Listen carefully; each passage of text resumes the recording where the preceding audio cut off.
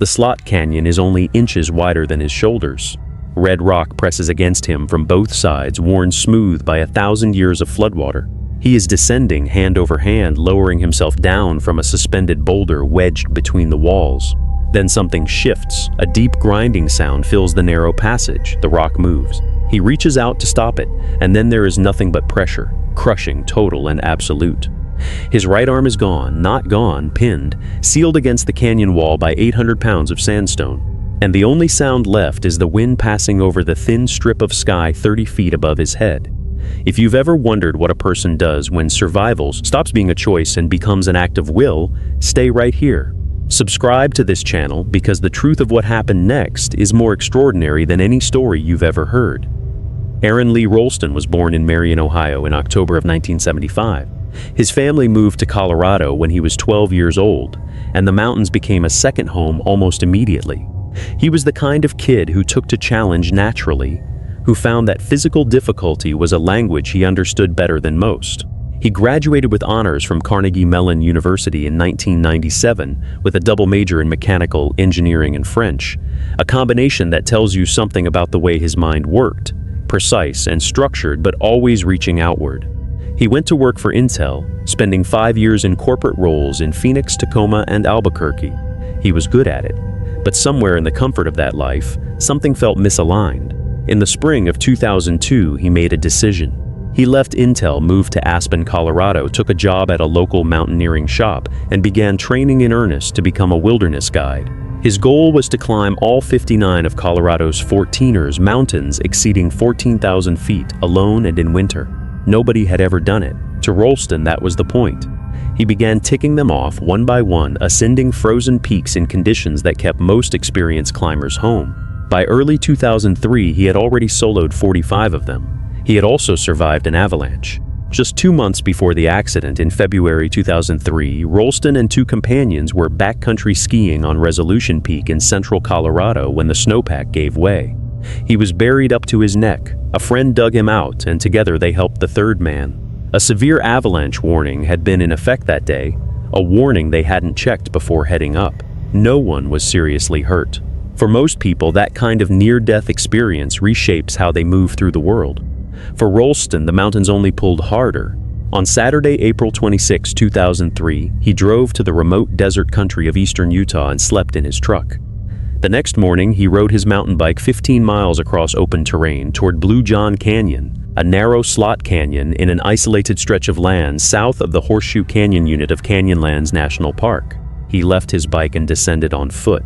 Blue John Canyon is geological sculpture, ancient and indifferent, its walls soaring above walkers like cathedral stone, the light arriving in pale ribbons from the sky above. It is beautiful in the way that many dangerous things are beautiful. He had not told anyone where he was going. He had thought about it, had nearly made the call, and then decided it was too late. No one at work expected him back for days. His parents did not know his route. In a lapse from his normal habits, he had made himself invisible. In the early afternoon, he reached a section of the canyon where a large boulder sat wedged between the walls above him, suspended like a cork in a bottle. It was common in slot canyons, a chalkstone, the technical term. Ralston climbed down from it carefully, using the rock as a handhold. As he shifted his weight, the boulder dislodged. It struck his left hand first, then dropped fully and crushed his right hand against the canyon wall. The force was instantaneous. The pain, he later said, faded fast as sensation left his hand entirely.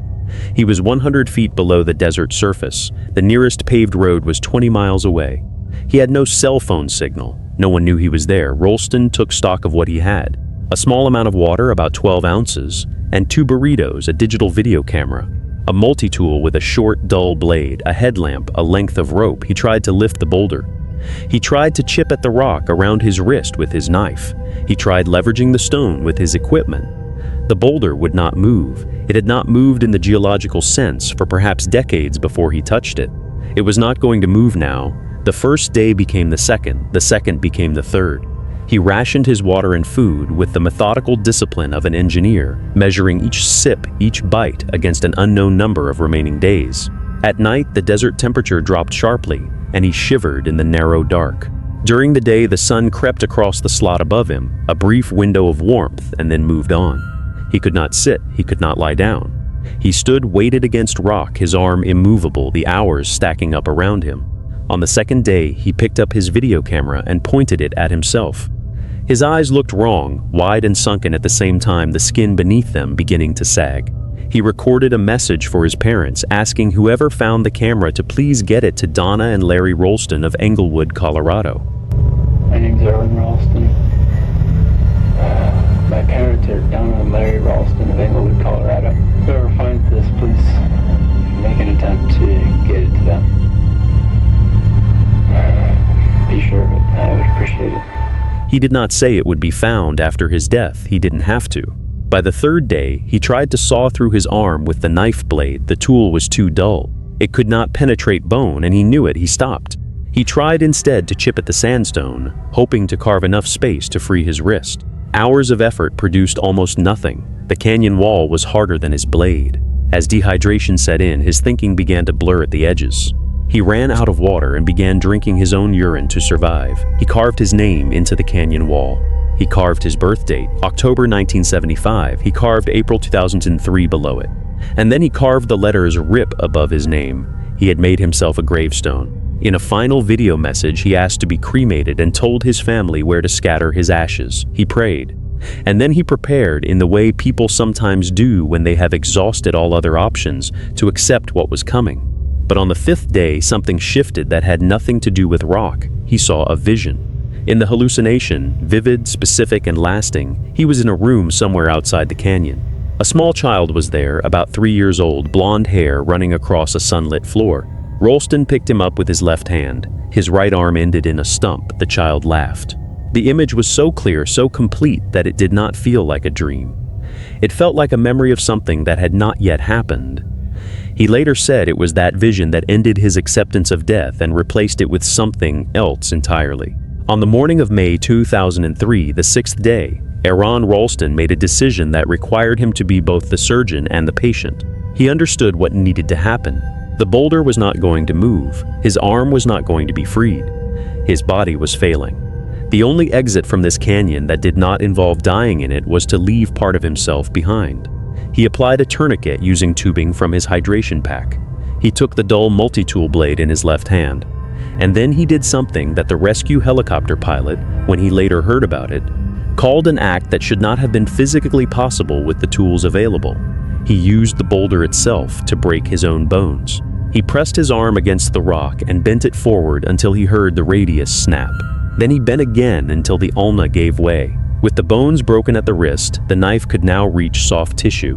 What followed took approximately 1 hour. He later described the moment of separation not with language of pain but of release, saying that all the desires and joys of a future life came rushing into him. That cutting his arm away felt like the beginning of something, not the end. He rigged his rope to anchors in the canyon wall and rappelled 60 feet to the floor of Blue John Canyon. His right arm was wrapped in a makeshift sling fashioned from his pack. He began to walk. He hiked 5 miles through the desert terrain, bleeding, moving steadily through Horseshoe Canyon downstream.